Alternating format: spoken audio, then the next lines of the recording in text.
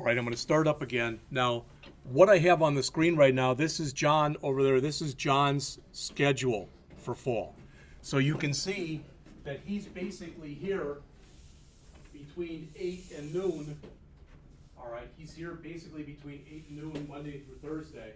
And he's here for some open labs also between 12 and 1. There is another lab assistant here, Mike Wagman, and Mike might come in sometimes at 12, might other times come in closer to 1. All right, and if you fall behind in the class, all right, and if it does happen, feel free to come in here Friday mornings, because John, I think you'll agree with this, there were times last year where he had 1, 2, or sometimes no one. So you can get a lot of one-on-one attention. So if there's something that we're going over that you don't understand, and believe me, I wish I had his patience. All right? So he'll work with you. So will Mike. I mean, they both do a terrific job. All right? So that's out there, and it's also, if you need to see that, or if you want a copy, that's out on the P drive, and not under CIS, but there's a thing under there that says IT, CST lab assistants, and then there's John Wanda, and I don't know what you got in here, John. All right, but that's the schedule that I just brought up, okay? All right, so what I'm going to do is I'm going to start going over Chapter 1. Really nothing here, there's really nothing here that we have to worry about, all right? I will tell you what I plan on doing Wednesday, next Monday, and next Wednesday. When you come in here, we're going to be on the machines the entire time, period. And what will end up happening is I'm going to end up going over a lot of the material in the first 1 to 6 chapters of the book. And don't worry about it, because when I give assignments, they're write this program, do this. They're not, what do you think of this?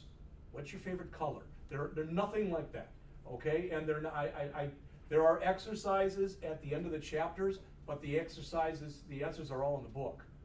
So you might, oh, give us those. No, I'm not going to give you those either. But it's a good way for you to go back and take a look when you get done to see if you've got an understanding of everything that's in there. All right? I've used other books before. I like this one. I picked out all the books. So all the books that you have in the program, if you think the books stink, you can blame me.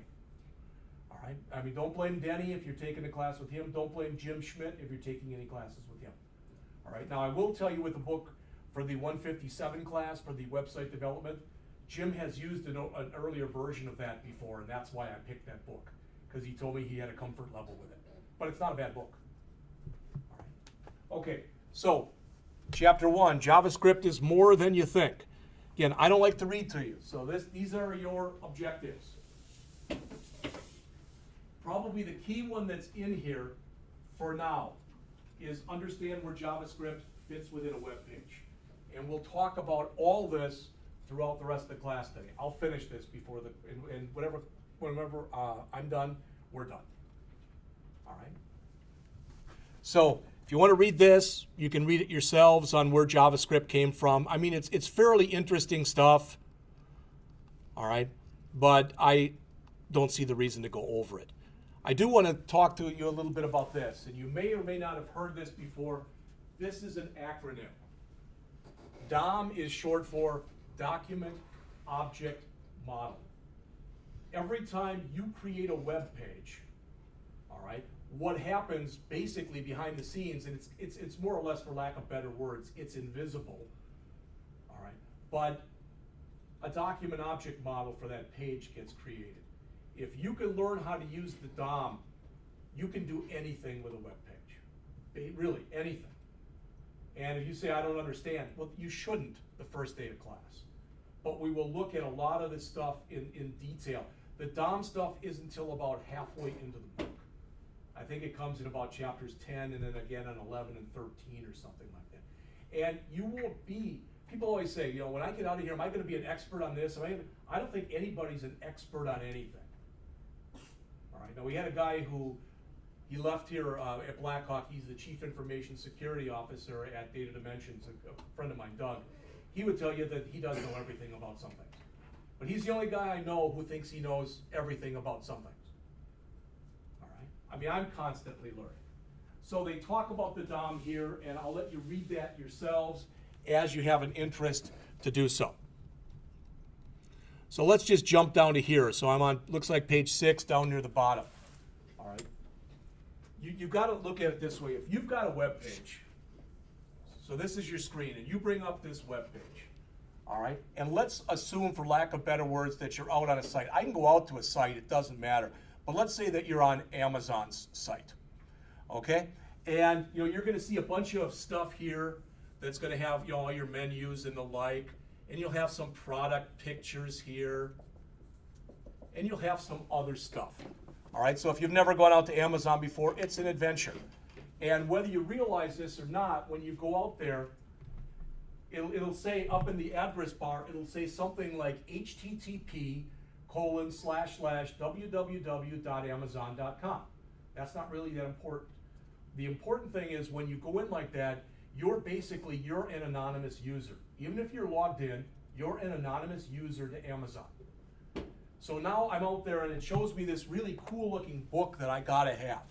So I choose it and I put it in my shopping cart. I'm still an anonymous user. All right? When I say basically that I wanna order it, so when I click on the cart, then it's going to make me log in. Does that make sense to people? All right? And the reason I'm telling you that is one of the things that you're going to hear about as we go through this, most of the stuff you do in the first year of the program here is on the client side. It's not on the server side. If you say, I don't know what that means, we're going to get to that. All right? But you got to kind of look at it. You've got HTML, you've got CSS, and you've got JavaScript. All right? HTML is responsible for the content that's on the page. HTML is a bunch of tags. And again, you don't have to worry about it. But you're going to start seeing it because I'm going to have you create a very simple HTML document template. We're going to create that next class. And then I'll walk over the different components of it with you. All right? CSS is presentation. So if you've got glitz on your page, if you've got really cool looking pictures and graphics and whatever, that's done through CSS. All right. The actual logic is done with JavaScript. This is the hardest class out of the 3 classes in the first semester. In fact, my guess is it's harder than the other 2 put together. I'm not saying that to scare you. All right. But the relational database design class, if it was up to me, I wouldn't teach it the way it's being taught right now. All right. And I've had fights with my management about some of the way that some of the stuff is done. It's not even worth talking about. It's not going to change for the foreseeable future. But that's a class in Microsoft Access. And the chances are pretty good you're going to pick it up like that. You're going to like, well, this is really easy. All right. And Denny does a pretty good job, as far as I can tell, of teaching it. The 157 class, it's not that it's hard or it's easy. There's a few things you got to remember, and once you get those done. But this is kind of an animal into and of its own right, because we had to set up the program so that during the first semester you did some programming. All right, we had to set it up that way. All right, the program is called what? It's the Web Software Developer. You do a combination of learning website development and design and programming. People have asked me in the past, why don't you just have 2 programs? Because we don't have enough students to have 2 programs. All right, if we had more students, we would do it that way. Madison Area Technical College, I've kind of combined a couple of their programs together into this program. So what's in the program? What's in a JavaScript program? You're going to do stuff like this. You're going to type, as the example shows, var small number equal 4 with a semicolon on the end. What does that say? That says create a brand new variable, call it small number, and assign the value of 4 to them. That should probably at least make some sense to you.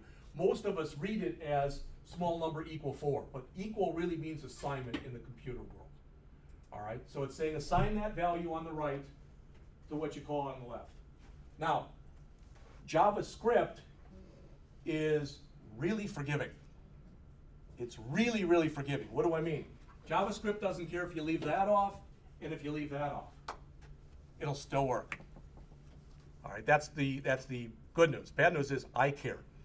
So I want you to do it the right way and get used to doing it the right way, because JavaScript is one of the few languages that gives you that kind of liberty. And there are times when if you don't put the semicolon on the end of a line, you're going to get bit by it, and bad things can happen. Not most of the time, though. I mean, 99.9% of the time, if you write it like that, you won't have any problem. Okay? JavaScript is also, I'm throwing some terms at you, so don't worry if you don't understand everything.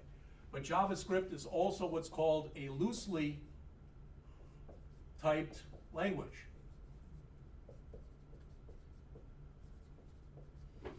So if I do this and I say var small number equal 4, let's do it the right way. On my very next line, if I want to do that, I can say small number equals double quote Jeff double quote. So I'm changing it from a number to what's called a string. And I can do that in a language like JavaScript. That's one of the few languages that allows you to do that. It's loosely typed. If I was doing this, for example, in the C programming language, and I was typing this, I'd have to say int small number equal 4. If I left the int off, I'd get an error message. If I left the semicolon off, I'd get an error message. But this is C, and that's a strongly typed language. So you have to tell it exactly the type of variable that it is. And int means that it's a whole number. Can't have a decimal place. If I wanted a decimal place in it, I could say float, or I could say double. I could say pi equals 3.14159. But here, since this is loosely typed, you only say var. You don't let it know what type it is. So you can change it on the fly. That's a good thing and it's a bad thing. It's a good thing because it gives you a lot of liberty. But it's a bad thing because since it's not strongly typed, since it's loosely typed, programs in JavaScript typically take a little bit more time to run because the system is always doing reconciliation. You know, like when you reconcile your checkbook at the end of the month, the system is doing the same kind of thing here. It says, oh, that's a number. Oh, that's a string. All right, so it's constantly going through stuff like that. And they mention in here, that's the word var, meaning it's a variable. That's the variable name. That's the assignment operator. And that's a literal value. And that's what they're saying in here. As it says, you're going to learn more about this as we go on. Now, I don't know why the author gives you this example, but he does. So I just wanted to show it to you. All right? So he says,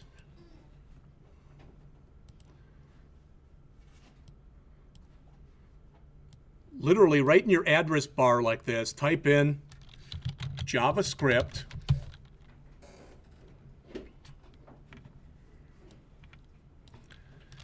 colon alert and then hello world like that with a semicolon. And if I do that and put it in like that and hit enter, that's a JavaScript alert. That'll probably be the only time this semester that you see me write JavaScript like that because that's just a silly way of doing it. All right? But you can do it. And since the author mentioned it right there, I thought that I would mention it also. All right. Again, I'm going through this quickly, and my guess is probably few of you have read the first chapter. All right? Depends on when you got the book, how much initiative you had, etc. I know several years ago I took an accounting class, and the person who taught it, I ended up becoming friends with her, but she told me after the first class, she said, I just hated your frickin' guts. Because she says, are there any questions? Of course, I raised my hand. I'd read the whole book already. And I said, I've got this question on chapter 17. And people in the class are like looking at me like, are you nuts? And it was a pretty detailed question. I'd written it out. And she got done and she said, I read the first 10 chapters and I thought I was prepared. And then you jerk, you come in here and ask me a question from chapter 17. All right, but she answered it. All right, a couple things about this. When you see all this stuff in here, you see anything that you have within the less than and greater than sign, those are called angle brackets. Just pretend that when the author wrote these, that he wrote them all in lowercase, because that's what you should do. You should never, ever, for any reason, use uppercase with any of this stuff. So why you say, well, why did the author show it like that? I don't know. But up there they do. All I'm going to, let's see if this works. I don't know if I can grab this and do this like this or not. Copy. That was good. All right. So again, this is the kind of stuff you're going to write and people look at it like, I don't have a clue as to what any of this is. And that's okay. All right. So I want to just start the explanation of what's going on. That first line that you see up there is called a DTD. It's a document type definition.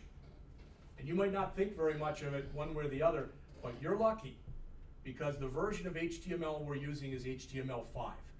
That's all you have to write on that first line. It used to be you had to write something that took 3 lines to write. You had to put tons of stuff in there. And some websites are still set up like that. But this is all you need for your document type definition. This lets the system know that the type of document this is an HTML document. All right. The second line, HTML is what's called a tag-based language. So there's the beginning HTML tag, there's the ending HTML tag. Do you notice how they look exactly the same except the ending one has a slash before it? Most HTML tags are either like that or they're tags that don't require anything. So if you say, okay, that's fine, Jeff, but I after class or whatever, I'd like to learn a little bit more about that because I have no idea what you're talking about. All right? And I will just tell you that if you go out to the site that's called w3schools.com, literally, that's it, right there. I don't have to make it bigger, w3schools.com. If you go out to that site, they have online tutorials for free on HTML, HTML5, CSS, JavaScript, all that.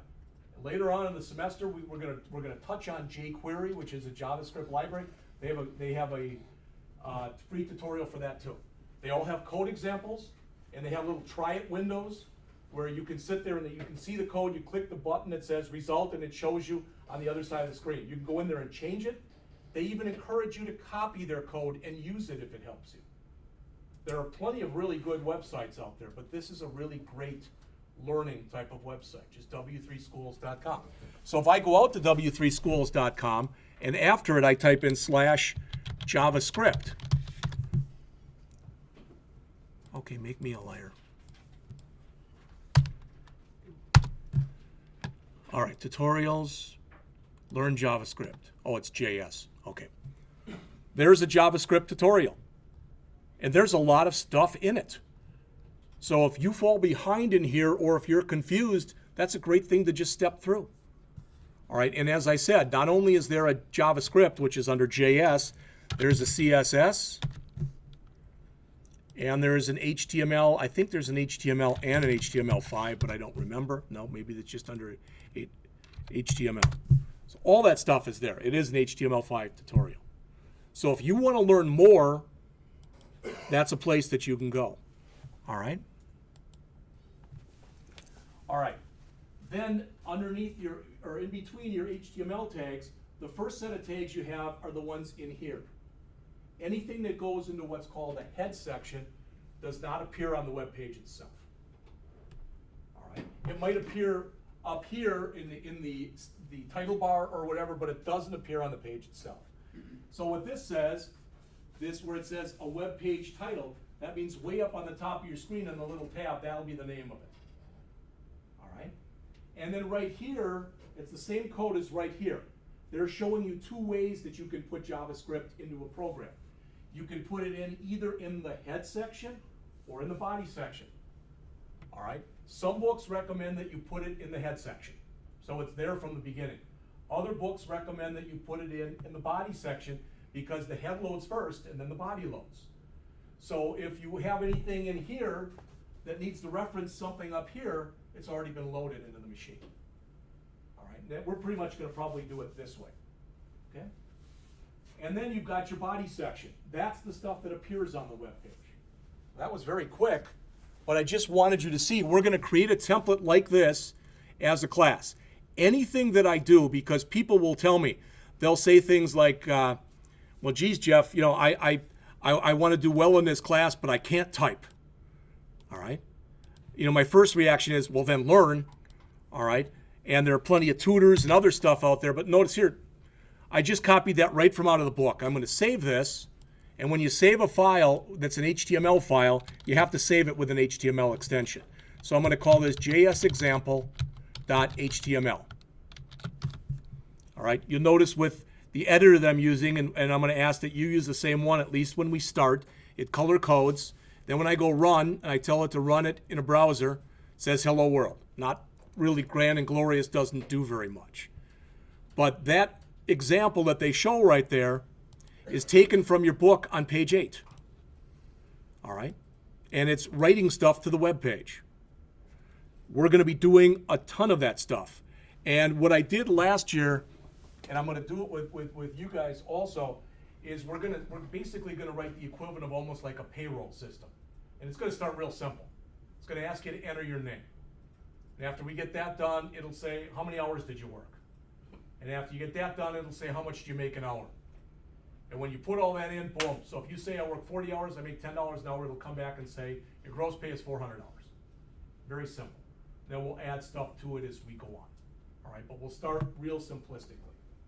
So they mentioned in here that sometimes you have to use this stuff. And this is just so ugly, I don't even want to talk about it right now. All right? And you don't have to worry about it. We will get into it. Here's more on document types. This is what I mentioned before. You used to have to type in stuff like this or stuff like this. Now all you need is that angle bracket, exclamation point, doc type HTML. You just need this part. The doc type can be in uppercase, but there's really no reason to ever use uppercase for anything.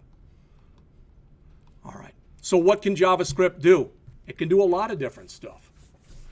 One of the things we talk about near the end of the course is we talk about something that's called AJAX.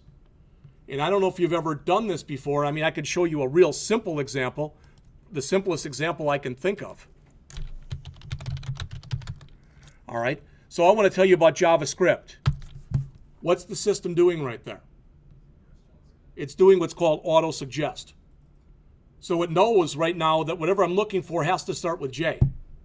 All right, yeah, my beloved Packers and Jordy Nelson tore his ACL, so of course that'll be number 1. As soon as I put it in A, it changes. All right, when I remove those, all that stuff changes. That's an example of AJAX in action. It's refreshing just part of the screen as it needs to refresh it. AJAX is an acronym. It stands for Asynchronous JavaScript and XML. We'll talk about that, but that's not until like chapter 20 or something like that. So what can't JavaScript do? It can't be forced on the client. What that means is if you're using your own machine, you can turn JavaScript off. You can also fool the system and have it think that your JavaScript settings are one way when you've really got them set another way. All right? JavaScript can't guarantee data security for the reasons I just gave you. You can turn it off and you can fool a system using JavaScript. JavaScript can't cross domains. So basically, typically, you're talking about not being able to go from one website to the other using your JavaScript code. All right. Are there exceptions? There are exceptions to everything. This is kind of a lie. JavaScript doesn't do servers. JavaScript was developed as a client-side application. It was developed to work with browsers.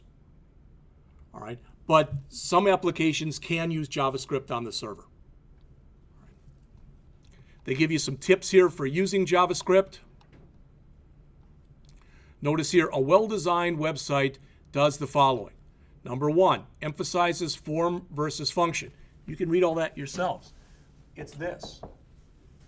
What I'm going to show you is we're going to take our HTML and put it in one file. We're going to take our CSS and put it in another file.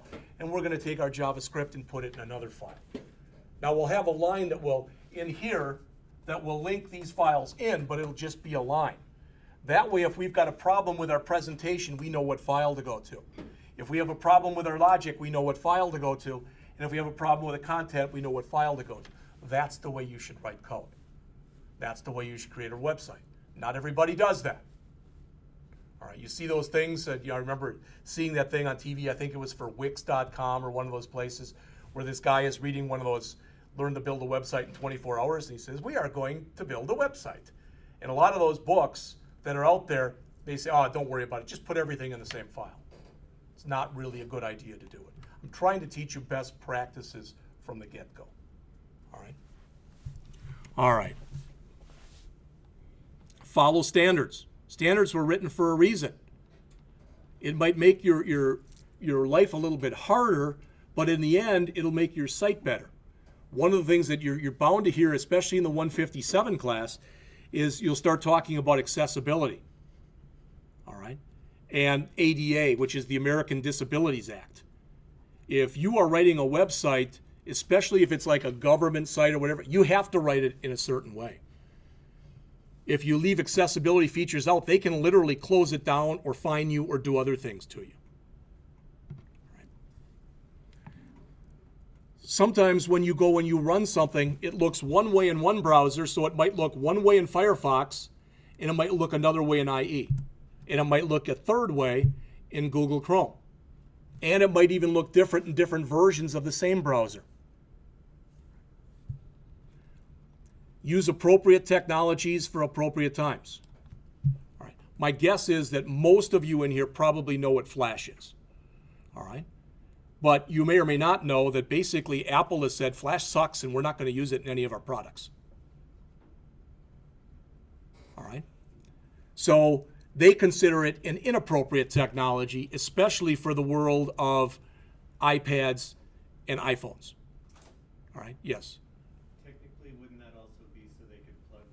Oh, of course. Well, yeah, they're just Microsoft without the big name. All right?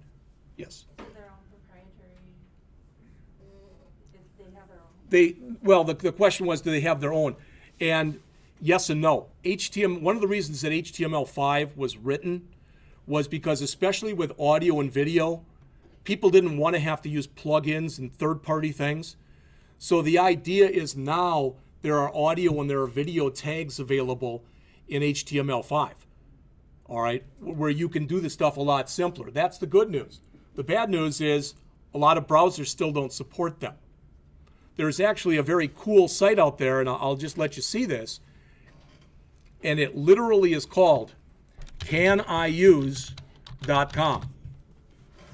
And you can check out things. So if I want to check out Audio Element, so I can click there, and it tells me what versions of different browsers support that audio element. And anybody know what this is? Yeah, the new That's their new browser. And it's actually gotten really, really good reviews. I haven't looked at it yet. I know that it consumes about 3 times more RAM than Firefox, which means it's responsive, but it lacks a lot of your resources. Well, if it's a Microsoft product, there'll be good things and bad things about it. All right?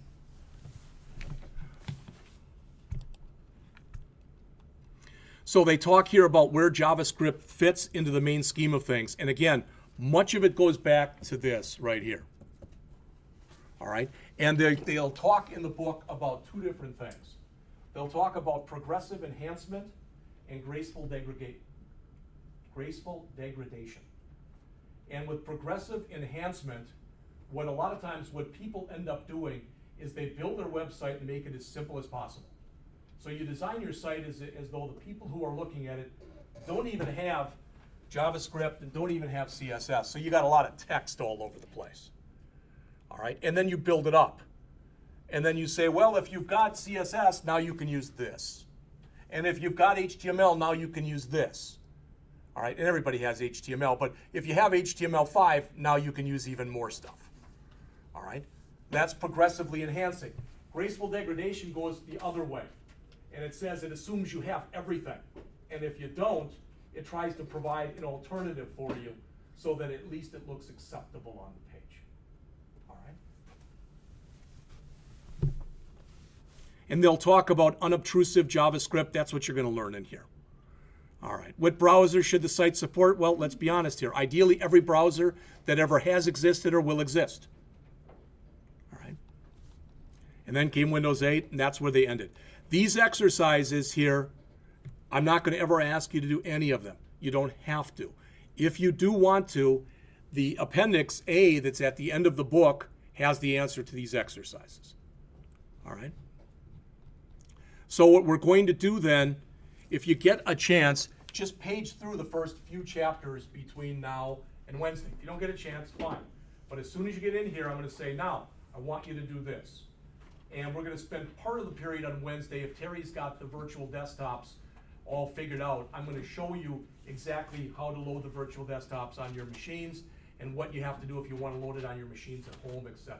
So we'll do that, all right? Any questions on the stuff that we went over? Because I'm not gonna hit on anything specific from chapter 1 again in this class. All right, so again, if you get the chance between now and Wednesday, take a look at the first few chapters that are in the book. And last thing is, people ask me, they go, well, if you're taping these, how fast do you get them up there? The first one that I tape before the break, that'll be up there in 5 minutes. Now, I can't always turn them around that fast, all right? If I was the only guy teaching in here and I had more time, I could do that, but I'm not. So they'll be always up there within 24 hours. Question? Yeah, what was your YouTube channel? Oh, thank you. The easiest way to find the YouTube channel, I'll just show you this because there's different ways to get there, but I want to just show you the easiest way. Just go out to youtube.com, and under youtube.com, rather than give you this long, ugly address, just type in Blackhawk, got to spell it right, Blackhawk Technical College, and then put in IT Web Software Developer. And it's right there. So there's 380 videos in it right now. There's actually more than that. All right? So that's it. I mean, if you want the actual channel, there it is. But it's just going to be hard. It's a lot for you to have to comprehend. But you can go and put that in there directly also. Right there. All right? That's all I've got, so we'll see you Wednesday.